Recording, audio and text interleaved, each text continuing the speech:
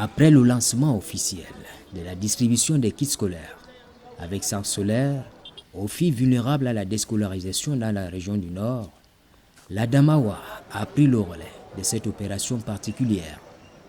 Elle est menée dans le cadre du projet Suède, dont l'objectif principal est d'accroître l'autonomisation des femmes et des adolescentes, leur accès à des services de qualité en matière de santé de reproduction, de santé de l'enfant et de la santé maternelle. À partir de la ville de Ngaoundéré, les équipes d'animation du projet Suède se sont organisées avec les autorités locales en prévision aux descentes dans les établissements scolaires pour la distribution effective des kits. La région de l'Adamawa a reçu environ 5359 kits scolaires dans le cadre de l'opération globale de 30 000 kits scolaires à distribuer aux bénéficiaires du SWED, le projet d'autonomisation de la femme et le dividende démographique au Sahel. Le SWED a lancé l'opération 30 000 kits scolaires dans la région du Nord. Le gouverneur du Nord représentait le ministre de l'économie, de la planification et de l'aménagement du territoire le 20 octobre dernier. Et la caravane s'est déportée dans l'Adamawa à partir du 23 novembre.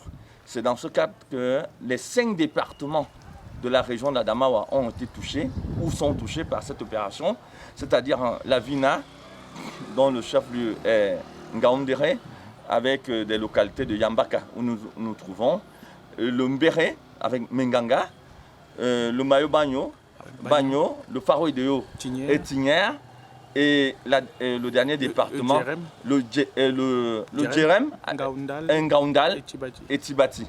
Donc c'est dire que les 5359 kits scolaires de l'Adamawa sont effectivement arrivés et ont été distribués à l'ensemble des bénéficiaires.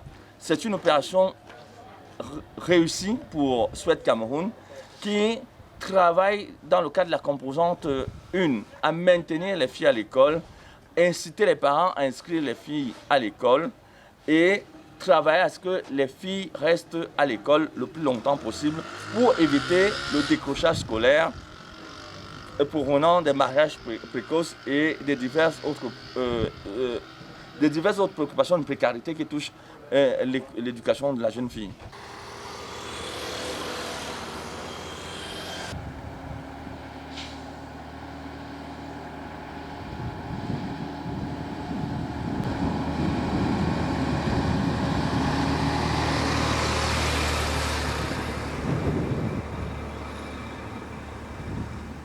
Premier élément témoin, le lycée technique de Menganga, un cadre d'apprentissage bien connu pour les jeunes. Cet établissement est éligible à l'accompagnement du projet Suède parce que du fait de la pauvreté ambiante, la jeune fille ici est exposée à la déscolarisation. Le lycée technique de Menganga a été créé en 1992, ouvert la même année. Ce lycée a été érigé en lycée, parce que c'était d'abord un CETIC, érigé en lycée technique en 2000. Et à l'heure actuelle, le lycée compte un effectif de 1851, dont le tiers constitue les élèves filles, les apprenants filles. Une bonne fraction des filles de ce lycée subit ce problème de mariage précoce, de grossesse précoce, de pauvreté, parce que beaucoup de parents n'arrivent pas à payer la scolarité ou les frais d'examen à ces enfants-là. Ce qui fait donc que ça entraîne des décrochages scolaires, alors que la fille est dans le vouloir et même dans le pouvoir sur le plan intellectuel. Mais les moyens ne suivent pas tout. L'intervention du projet Suède bénéficie de l'assistance du Fonds des Nations Unies pour la population, partenaire technique du projet. Suivant le calendrier d'acquisition des kits et la distribution par vagues successives, tout semble aller pour le mieux sur le terrain. Oui, effectivement, pour les déroulements de la remise solennelle, tout se passe très bien. Mais nous avons rencontré des difficultés lors de la sélection. Il y avait certaines informations qui n'étaient pas claires. Donc, comme les contacts des bénéficiaires, certains parents on n'arrivait pas à identifier les parents de ces bénéficiaires et c'était l'une des difficultés que nous avons rencontrées sur le terrain.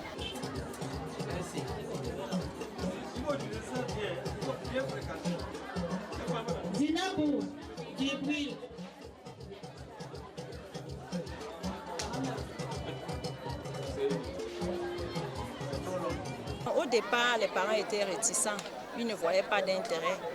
Mais aujourd'hui, ils sont vraiment très contents de cet appui-là.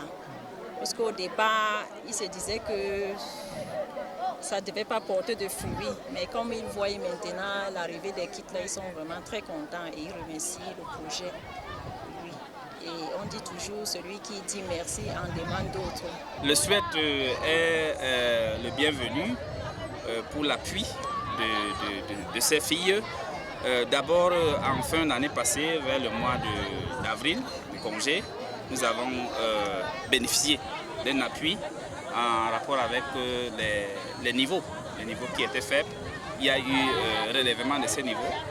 Les enseignants qui ont été choisis ont travaillé d'arrache-pied pour la remise à niveau de ces enfants-là.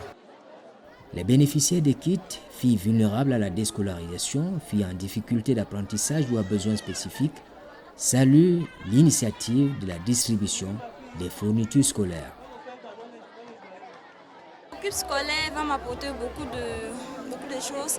Ça va m'aider à lire mes leçons. J'ai les difficultés par les matériels. Et grâce à vous, j'espère que mes matériels seront complets parce que j'avais tellement le manque de matériel, surtout le cahier. Manque d'électricité aussi. Ça nous empêche vraiment d'étudier nos leçons. Grâce au projet suédois, grâce à vous, ma sœur, elle peut faire ses cours à la maison. Les 212 filles bénéficiaires des kits au lycée technique de Menganga ont été sélectionnées sur la base des critères objectifs. Il y avait d'abord le critère qui portait sur l'âge, qui variait entre 10 et 24 ans. Il y avait la moyenne. C'était les filles qui avaient une moyenne inférieure à 10. Et il y avait aussi le critère de vulnérabilité, donc les filles à besoins spécifiques. Les filles des orphelines, les réfugiés. Il y avait aussi les filles des parents handicapés ou la fille même est handicapée. Il faut rappeler que le projet Suède, dont l'activité de distribution des kits vient de s'achever dans la Damawa, est financé par la Banque mondiale, avec l'appui technique du Fonds des Nations Unies pour la population. Il est exécuté dans 12 pays, dont le Cameroun, et dans sa phase 2, il a pour objectif global d'accélérer la transition démographique et la réduction des inégalités de sexe afin de tirer profit du dividende démographique. La démarche d'ensemble est bien comprise par les parents d'élèves. Nous voulons déjà d'abord remercier le projet parce que nous savons que préparer la rentrée, quand vous avez plusieurs enfants, préparer la rentrée, c'est quelque chose un peu très compliqué, très difficile à cause des moyens qui ne sont pas toujours là. Et vraiment, nous sommes très contents et ravis de recevoir ce cadeau en cette journée parce que ça va aider. Vous savez, les fournitures scolaires, on ne les achète pas toujours en quantité. Le projet SWED va amener les parents à continuer à conserver certains manuels scolaires qui vont aider pour toute l'année scolaire. Alors, comme suggestion, nous aimerons que ce projet vienne en début d'année et non en milieu d'année parce que quand ça vient déjà en milieu d'année, certains parents se sont déjà investis, sont allés même peut-être prendre des crédits scolaires pour ceux qui sont des fonctionnaires. Si on aimerait que ça vienne en début d'année pour mieux nous aider à préparer la rentrée scolaire. C'est vrai que c'est un projet, on ne dit pas qu'on impose, mais c'est une suggestion que nous apportons auprès du projet SWED. Khadija Faouzia.